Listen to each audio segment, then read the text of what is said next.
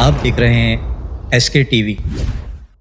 दोस्तों, इसराइल और अमेरिका कभी भी ईरान पर एटम बम नहीं चलाएंगे या उसे मुकम्मल तौर पर तबाह व बर्बाद नहीं करेंगे। मैं ऐसा क्यों कह रहा हूँ? क्योंकि वो ईरान को तबाह नहीं करना चाहते, बल्कि वो वहाँ रिजीम यानी हुकूमत की तब्दीली करना चाहते हैं। ऐसी हुकूमत जो उन्हें तस्लीम करे, उन्हें इज्जत दे और उनके मंसूबों को मुकम्मल करने यानी ग्रेटर इसराइल और हैकल सुलेमानी बनाने में उनकी मदद करे। जिस तरह तकरीबन 500 या 600 कबले मसीह में ईरान के बादशाह यानी फारस के बादशाह ने न सिर्फ बाबुल से उन्हें आज़ादी दिलवाई, बल्कि फिर से यरूशलेम को आबाद कराया और वहाँ उनके सेकंड टेम्पल बनाने में यहूदियों की मदद भी की। अब सवाल ये कि वो फारस का बादशाह यानी ईरान का बादशाह कौन था और यहूदी क्यों उसकी इतनी इज्जत करते हैं, और इसराइल क्यों ईरान में एक ऐसी रिजीम चाहता है जो ग्रेटर इसराइल यानी हैकल सुलेमानी बनाने में उनकी मदद करे। इन सब सवालों के जवाब आज की इस वीडियो में तफसील से जानने की कोशिश करेंगे। इसलिए दोस्तों, ये वीडियो बहुत इन्फॉर्मेटिव है, इसे एंड तक पूरा लाजमी देखिएगा। दोस्तों, यहूदी एस्कतोलॉजी में ईरान की सरजमीन बहुत बाबरकत और मुकद्दस समझी जाती है, क्योंकि ईरान यानी फारस के बादशाह साइरस द ग्रेट, जिनका जिक्र कुरान मजीद फुरकान हमीद में हज़रत ज़ुल्करनैन अलैहिस्सलाम के नाम से फरमाया गया है, और यहूदी हज़रत ज़ुल्करनैन अलैहिस्सलाम का नाम कुरान मजीद में आने से भी पहले उन्हें जानते थे। आगे चलकर आपको इसकी डिटेल मालूम हो जाएगी, मगर दोस्तों मैं आपको बता दूं कि साइरस दी ग्रेट यानी हज़रत ज़ुल्करनैन अलैहिस्सलाम हमेशा से यहूदी कौम में एक हीरो के तौर पर देखे जाते हैं, और आज तक यहूदी कौम ईरान के उस बादशाह यानी साइरस दी ग्रेट हज़रत ज़ुल्करनैन अलैहिस्सलाम की बहुत इज्जत करते हैं, क्योंकि वो उनके लिए मसीहा बन के आए थे और आज भी वो ईरान से अपने मसीहा का इंतज़ार कर रहे हैं। अब सवाल ये कि हज़रत ज़ुल्करनैन अलैहिस्सलाम का जो जिक्र है वो कुरान मजीद में कैसे आया। दोस्तों, जब दीन इस्लाम अरब यानी मक्का में फैलना शुरू हुआ तो मक्का के बड़े बड़े सरदार इस बात से बहुत परेशान होना शुरू हो गए, और वो हमेशा ये सोचते थे कि वो कैसे मक्का में रहने वाले लोगों को हज़रत मोहम्मद मुस्तफ़ा सल्लल्लाहु ताला अलैहि वसल्लम के उस दीन यानी दीन इस्लाम से बचा सकते हैं। इसीलिए उन सभी बड़े सरदारों ने मिलकर एक मंसूबा तैयार किया और वो सारे इकट्ठा होकर मदीना शहर रवाना हुए। मदीना में उन्होंने यहूदियों के एक बहुत बड़े आलिम से मुलाकात की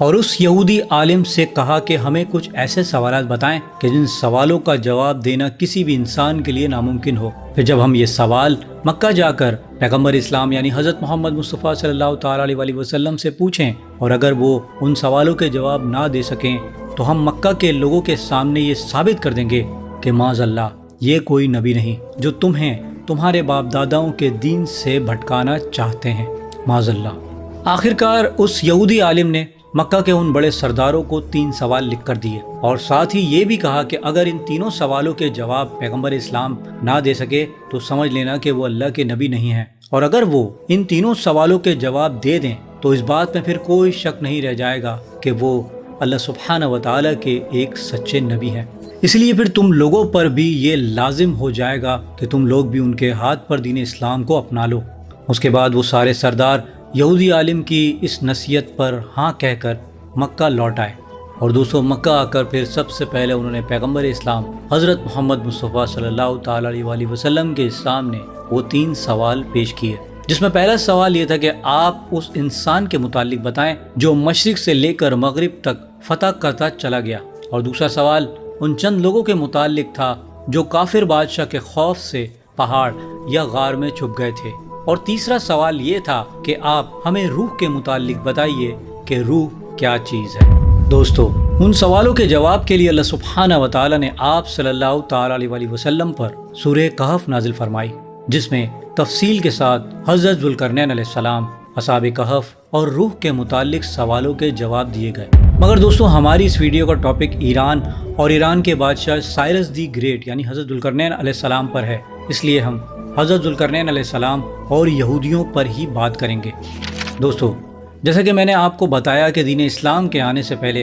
हज़रत ज़ुल्करनैन अलैहिस्सलाम यहूदी कौम में एक हीरो के तौर पर जाने जाते थे, और इसकी वजह जानने के लिए हमें आज से तकरीबन 2600 साल पीछे जाना पड़ेगा, जिस दौर में मिडिल एशिया में 2 बड़ी हुकूमत कायम थी, एक पर्शियन अम्पायर और दूसरी बेबीलोन यानी बाबुल। اس دور میں ایک انسان بابل کا بادشاہ بن گیا تھا جو بہت بے رحم ظالم بادشاہ تھا۔ اس نے اپنی سلطنت میں رہنے والے سارے لوگوں کو اپنا غلام بنا لیا تھا، اور اب اس کی نظریں فلسطین کے علاقے یعنی شام پر تھیں جہاں یہودی آباد تھے۔ وہ چاہتا تھا کہ میں جلد سے جلد شام اور فلسطین کے علاقوں کو بھی فتح کر کے انہیں اپنی سلطنت میں شامل کر لوں اور سارے یہودیوں کو اپنا غلام بنا لوں۔ جبکہ دوستو وہیں یروشلم شام میں رہنے والے یہودی اپنے دین کے سیدھے راستے پر بھٹک کر غلط راستے پر چل پڑے تھے۔ شراب اور زنا کرنا عام ہو چکا تھا۔ حد تو یہ ہو گئی کہ جب ان کے پاس اللہ کی طرف سے کوئی پیغمبر ان کی ہدایت کے لیے بھیجا جاتا تو وہ اس پیغمبر کی بات ماننے کے بجائے انہیں ہی قتل کر دیا کرتے تھے۔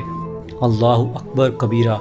یہودیوں کی انہی نافرمانیوں کی وجہ سے بابل کا ظالم بادشاہ بخت نصر، جسے بائبل میں نیبوکڈ نظر کہہ کر پکارا گیا ہے، یہودیوں پر عذاب بن کر نازل ہوا، اور اس نے یروشلم پر حملہ کر کے لاکھوں یہودیوں کو قتل کر ڈالا اور ہیکل سلیمانی کی ایک اینٹ سلامت نہ چھوڑی، اور ان کا مقدس اور بابرکت سمجھا جانے والا تابوت سکینہ اور لاکھوں کی تعداد میں یہودیوں کو بھیڑ بکریوں کی طرح زنجیروں میں جکڑ کر قیدی بنا کر بابل لے گیا، اور وہاں بابل میں اس نے ایک شہر آباد کیا جہاں ان یہودیوں کو قید کیا گیا تھا، جس کا نام اس نے تل ابیب رکھا تھا، اور آج یہودیوں نے اسرائیل میں اپنے ایک شہر کا نام تل ابیب اسی قید، اسی اسیری کی یاد میں رکھا ہے۔ مگر دوستو وقت گزرتا گیا اور یہودیوں کی یہ اسیری، یہ قید تقریباً 80 سال تک رہی، اور ادھر فارس کے بادشاہ سائرس دی گریٹ یعنی حضرت ذوالقرنین علیہ السلام نے بابل کی طرف اپنا رخ کیا، جہاں پر ظالم بادشاہ بخت نصر کی موت کے بعد اس کا بیٹا اگلا بادشاہ بن چکا تھا۔ لیکن بخت نصر کا بیٹا ایک عیاش قسم کا انسان تھا، اور بخت نصر کے بیٹے کو سائرس کی بڑھتی ہوئی طاقت کا ذرہ برابر بھی احساس نہیں ہوا۔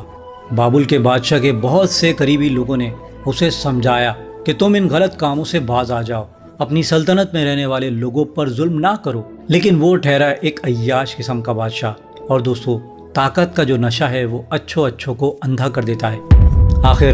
وہ وقت آ ہی گیا جب سائرس دا گریٹ حضرت ذوالقرنین علیہ السلام نے بابل کے دروازے پر دستک دی۔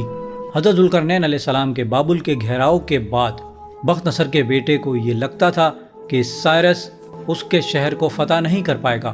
مگر دوستو غرور کا سر ہمیشہ نیچے ہوتا ہے۔ بابل کی فوج اپنے شہر کو بچانے کے لیے اپنی سرحدوں کی حفاظت کر رہی تھی، لیکن انہیں اس بات کا ذرا بھی علم نہ ہو سکا کہ ذوالقرنین علیہ السلام کی فوج پہلے ہی دریا فرات کے راستے سے شہر کے اندر پہنچ چکی ہے، اور اس شہر میں وہاں کے لوگوں کی مدد سے شہر کی حکومت بھی بدل چکی ہے۔ یعنی بابل کے شہر کے لوگ یہ اشارہ سائرس دی گریٹ کو پہلے ہی دے چکے تھے کہ ہم آپ کے ساتھ ہیں، اسی لیے سائرس دی گریٹ یعنی ذوالقرنین علیہ السلام کو بابل کے ایک شخص کے خلاف بھی تلوار اٹھانے کی ضرورت ہی نہیں پڑی، اور ذوالقرنین علیہ السلام نے بابل کو فتح کر لیا۔ ذوالقرنین علیہ السلام کی فتح کے بعد پورے شہر میں خوشیاں منائی گئیں۔ ذوالقرنین علیہ السلام نے بابل کو فتح کرتے ہی تمام یہودیوں کو آزاد کر دیا، اور انہیں واپس ان کے ملک جانے کی بھی اجازت دے دی، اور وہاں ان کے ٹیمپل بنانے میں بھی ان کی مدد کی۔ دوستو وہ دن ہے اور آج کا دن یہودی ہزاروں سال سے ایران کے اس عظیم بادشاہ دا سائرس دی گریٹ ذوالقرنین کو یاد کرتے ہیں، آج تک اپنا ہیرو مانتے ہیں، اور آج بھی یہ سمجھتے ہیں کہ ایران سے ان کا مسیحا ضرور آئے گا جو ان کی مدد کرے گا۔ یعنی دوستو یوں سمجھے کہ یہودی یہ سمجھتے ہیں